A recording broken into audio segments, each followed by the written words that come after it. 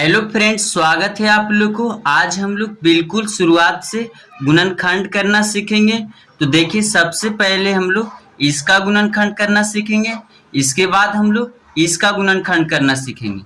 यदि आपको गुणनखंड करना बिल्कुल नहीं आता है तो आप इस वीडियो को अंत तक देखिएगा। आप बहुत ही आसान तरीके से गुणनखंड करना सीख जाएंगे। यदि आप क्लास 8 का स्टूडेंट है या फिर क्लास 8 से ऊपर का स्टूडेंट है तो आपको गुणनखंड आना ही चाहिए। तो देखिए फ्रेंड्स, ये रहा हमारा गुणनखंड का सवाल। हमारा सवाल है 2x² प्लस 7x प्लस 6।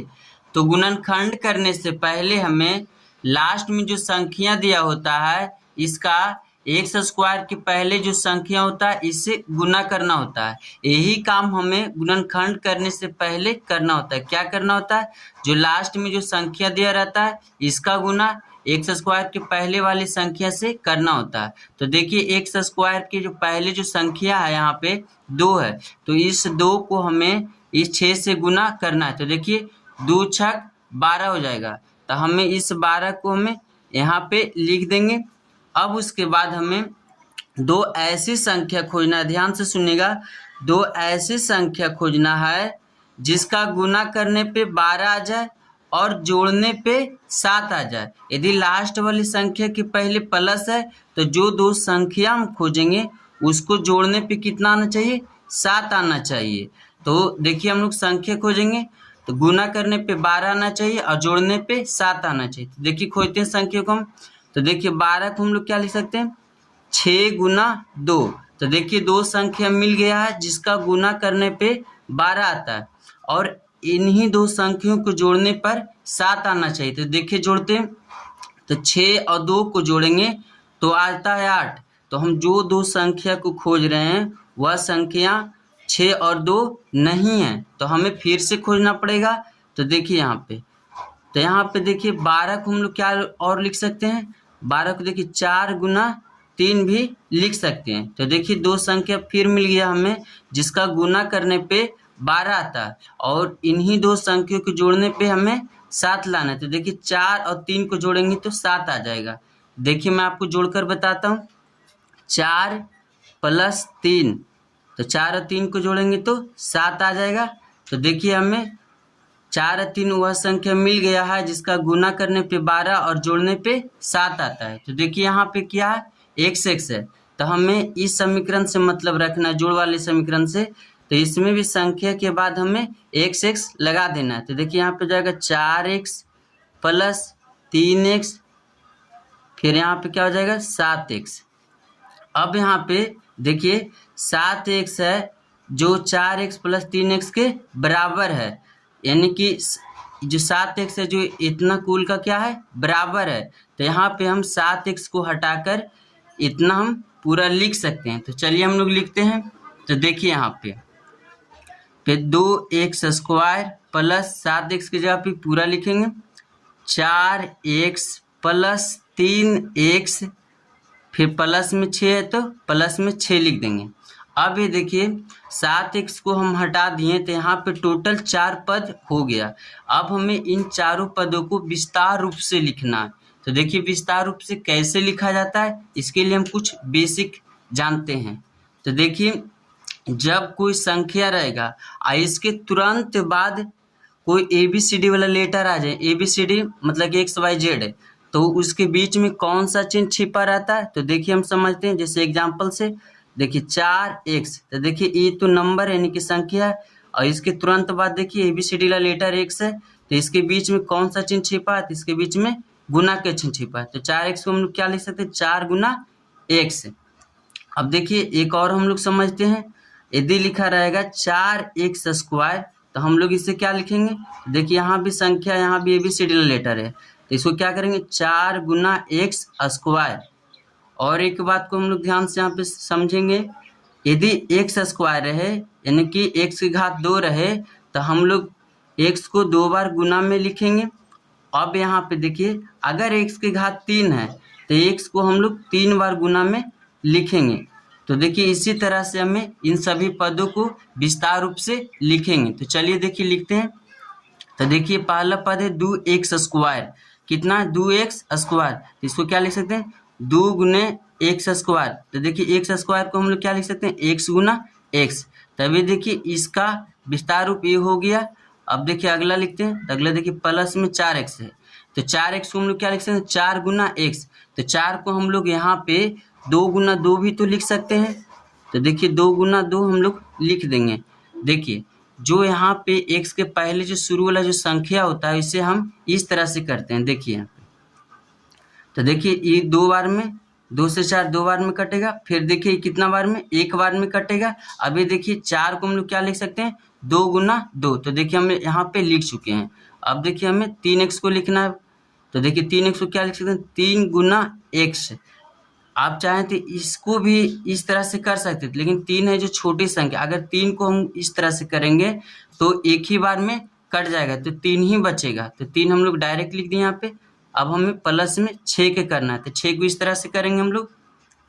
तो देखिए, तो 2 से करेंगे तो 3 बार में, फिर 3 से करेंगे तो 1 बार में, यानी कि 6 को हम लोग 2 गुना 3 लिख सकते हैं। तो चलिए यहाँ पे लिख दिए। अब देखिए हम यहाँ पे सभी पदों को विस्तार रूप से हम यहाँ पे लिख दिए। अब क्या करना है, 2 पदों में हमें कॉमन लेना है। तो शुरुआत के 2 पद में हम लोग कॉमन लेंगे, फिर बाद के 2 पद में हम लोग कॉमन लेंगे।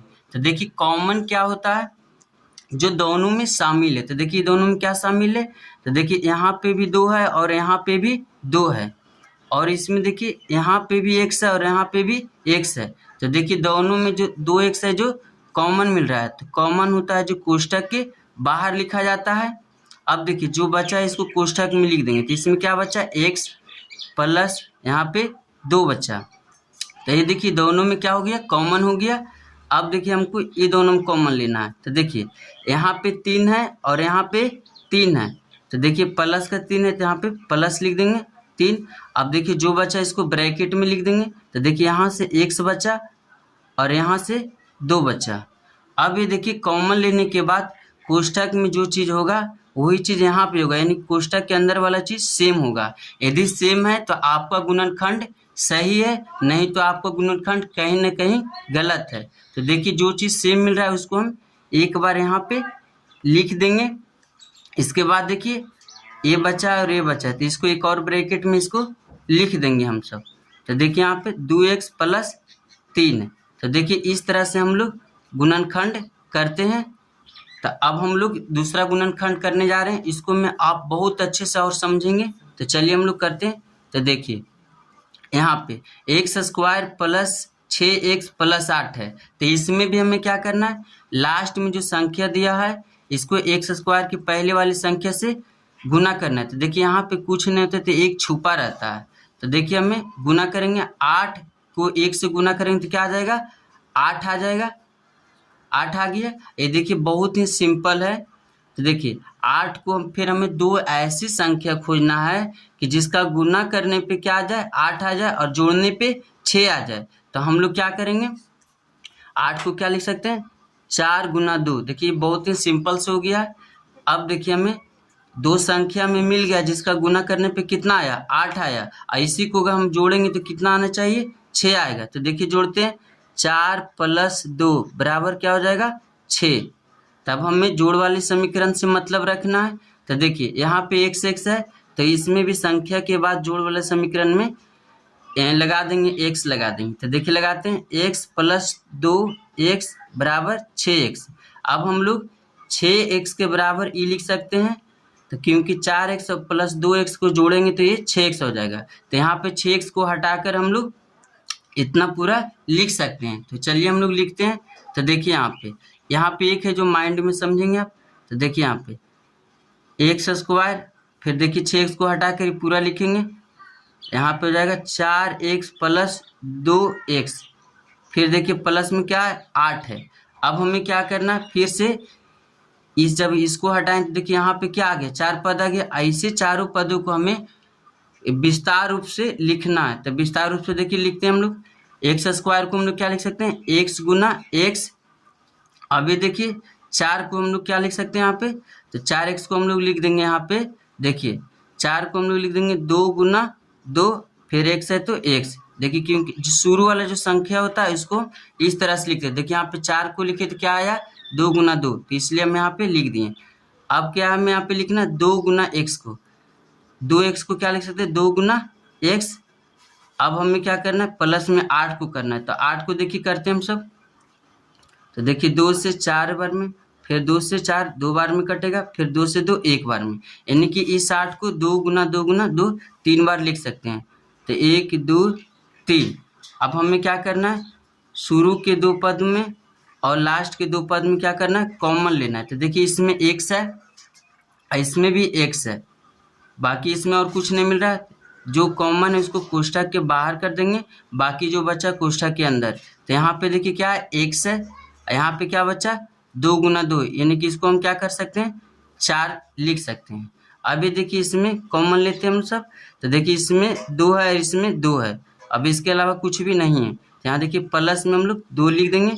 इसके बाद क्या बचा यहाँ पे x है, फिर देखिए यहाँ पे 2 गुना 2 है, यहाँ पे हम लोग डायरेक्ट 4 लिख सकते हैं। इसके बाद हम लोग क्या करेंगे देखेंगे यहाँ पे कि कॉमन लेने के बाद ब्रैकेट में सेम चीज मिल रहा है। हाँ देखिए यहाँ पे सेम चीज मिल रहा है, यानी कि हम लोग का गुणनखंड सही बन रहा है। तो देखिए जो सेम मिल रहा है उसको हम एक बार इसे ब्रैकेट में लिख देंगे, बाकी जो बचा है उसको एक अलग ब्रैकेट में लिख देंगे हम लोग। तो देखिए यहाँ पे x है, यहाँ पे प्लस में 2 है। तो इस तरह से हम लोग गुणनखंड आसानी तरीके से कर सकते हैं। और एक क्वेश्चन और है जिसका जवाब हमें आप कमेंट में दीजिएगा। यदि आपको वीडियो अच्छा लगा तो दोस्तों में शेयर जरूर कीजिएगा। ठीक है, तब तक के लिए जय हिंद।